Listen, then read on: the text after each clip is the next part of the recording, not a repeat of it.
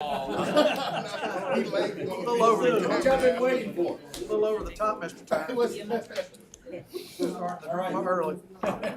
Hey, welcome everyone, pre-council, the committee members, council members, look over the minutes. Do I hear a motion to approve? Second. Motion second, all in favor say aye. Aye. Minutes approved. Department comments, we got you, Mr. Mills. There you are, right in front of me. Good afternoon, Council Mayor. We have two applicants for you guys tonight. The first one is the McFarland Food Mart LLC. They're applying, it's at 3906 McFarland Boulevard, applying for retail beer off premises, retail table wine off premises. You see it's a Chevron right next to the interstate. So this was going. Second applicant tonight is.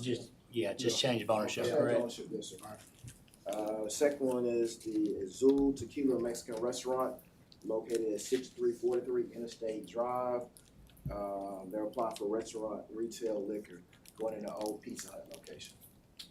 And this is the one that they've been working on. Tequila restaurant. Oh, yeah. It's a really good Mexican restaurant. This will help them. I'm sure those margaritas. Well, now they can have tequila. Tequila. They couldn't have They it. don't have that margarita. It's tough when you can't sell tequilas and that's your name. That's a problem. Very true. Okay, is that it, Mr. Mills? Yes, sir. Okay, any further questions for Tony? Thank you, sir. Mayor Maddox. Nothing today. I do know we have an item though for executive session. Okay, very good, thank you. Randy. Yes, so I am just coming back to you guys to double check on that Historic Preservation Commission appointment that we need to make to replace Mr. Price McGifford. The term expires on May 31st of 2024, so I am circling back to the mayor to see if he's got a nomination. Wait a minute, what's it? Met with Mr. Busby Yeah, yesterday. You wanna go ahead? I met with the mayor and heartily endorsed Mr. Edwards. The family's been in the real estate business down here for 3 generations. They run a good, clean business. Both the young sons live in the downtown historic district. Would welcome him aboard. Okay. Sounds good. Is that all? Thank you. Good. Okay. Mr. Holmes. Yes, sir. Before I start, Mr. Woodson has a workman's comp to review. Okay. All right, this is a IPS employee. He hurt his shoulder and ended up having to have a shoulder replacement, which is a big surgery. He could not return to the job he had. He was lifting a hay off of the trailer on the pickup, how he hurt it. And so they thought, attorney representative thought permanent total. Permanent total means 2/3 of average weekly wage, makes 51 for the rest of life. We avoided that by accommodating him into a job that he could do. He earned the same or higher wage doing that job. He did it successfully. He recently bought some time back and retired. Because he's retired and not going to be with us anymore, we usually like to close out the medical benefits. So the physical impairment benefits were $53,000, and to close out medical, we're requesting to go to $80,000. He will come off of our health insurance, so he will not be on either one. So because of all of his issues with his shoulders, we figured that's a good deal for us. It's a good deal for him because he can go seek insurance elsewhere. So we're looking at $80,000 to close out everything. And Is unless he- the questions will come up Monday. He's coming off, he's not gonna take the insurance as a retired. Right, he cannot. He will have to waive that as a part of this agreement. Oh, okay.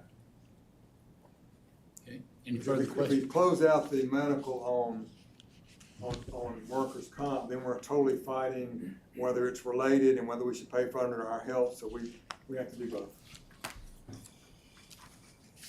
Where do those kind of funds come from? We have a workers' compensation fund that's budgeted every year, somewhere around $1 million a year, and it's paid for out of that. Okay. Any further questions for Mr. Woodson? Okay, thank you, Jimbo. Okay, Mr. Holmes. Good afternoon. Good Afternoon. afternoon. Glad to see you back. It's good to be back. Thank y'all for allowing me to step away for a week, and hopefully you didn't notice I was gone. Unfortunately, about as soon as I left town, my office got hit with the COVID bug, and so most of the backups that were going to be backing up various people went down, and so oftentimes our work was done by backups to backups and other people who didn't really have experience doing what they're doing, but hopefully they didn't miss a beat, and I think that is a testament to the amazing professionals we have in our office. I know you guys were able to see Mr. Hobbs and the work he was able to do here last week, but there are a lot of people in my office that keep us running that are phenomenal work. So I want to give kudos to them. If you will join me about midway to the top of page 2, we've got a pretty short agenda tonight. On page 8, you'll be authorizing disbursement from District 2 discretionary funds for the District 2 Hope for the City event. That's a total of $700, and that will be paid through finance today. On page 9, you'll be authorizing a contract for engineering and related services with CPL for the Jack Warner Parkway slope stabilization, not to exceed $84,000. That comes from IPS. Hey, Scott, I'm assuming that, or I guess I can ask Walt this, once we get this study back, that's when the cost associated with this will come through projects and finance, correct? This is just to approve the study of what to do, The Jack correct? Warner Parkway slope stabilization, I believe so. Right? Yes. Gotcha. All right, thank you. Page 10, you'll be authorizing amendment to fiscal year 2022 general fund reserve for future improvements fund budget. You heard about that in finance on the 14th of June is the time that it says. On page 11, you'll be authorizing the CFO to draw drafts for Nick Wright's Ferry Road Improvement Project right-of-way acquisition, total of $406,562.46. This is an entire home. This is one of 2 houses we're having to take. This is Mrs. B's house, right back behind the Bakers there at the intersection of New Watermelon Road and Nick Wright's Ferry Road. It's a very nice house, and quite frankly, I'm pleased with how we were able to get out of that. Page 12, you'll be authorizing creation and implementation of school supplies for parking tickets program. You'll hear about that in admin today. We do have 2 suspended rules items. One is an ordinance appointing David Gates as the DCH board. I believe you guys are aware of that. It just got left off the agenda, and we wanted to get it done. The other will be a resolution authorizing execution of an indemnity agreement with Alabama Power Company. This is something that they actually sent over to OCE earlier this morning. OCE sent it to my office to review, and we said, well, we have to put this on council. This is an indemnity agreement to allow them to start part of the power relocation as part of the MLK Jack Warner project. They sent it over today and said they needed to start the project. Indemnity. You did do what I can say that. Agreement, and so we have the full agreement that we can send it to you once it's finalized if you like to. You guys don't usually look at it. Nor would I look at this one, but what I'm trying to understand is, the changes you talked about, are they already in what we are approving, or are we approving a broad, vague brushstroke that allows you to complete it and add those? You're authorizing the mayor to execute that agreement. They've agreed to add that language. When they send the amended agreement over, we'll have an execute that. We do have one item for executive session. Okay. What was that word again? Say ambiguity and anonymity. Oh, mercy. Okay, we've got a busy schedule, as you can see: projects, finance, admin, community development, council. Short agenda, which is nice, at 6. Ashley, that tomorrow says special call framework, PZ. What is that? So, and I'm gonna brief y'all on where we are with the framework piece at admin, so I can do it now, I can do it an hour later, it's up to you. It's up to you. What would you rather do? I'll give you a quick thing, tomorrow we're gonna be talking about the lakes. And it's really just the use and dimension standards regarding 3 new zones for the lake area. We don't have anything specific to the lake yet, but we've been meeting with stakeholders ahead of each meeting, sending them out to review, and the meetings are going swimmingly, quite frankly, so I'll give y'all. Wasn't that cute? I didn't even know I did it. Use of puns are part of our professional development.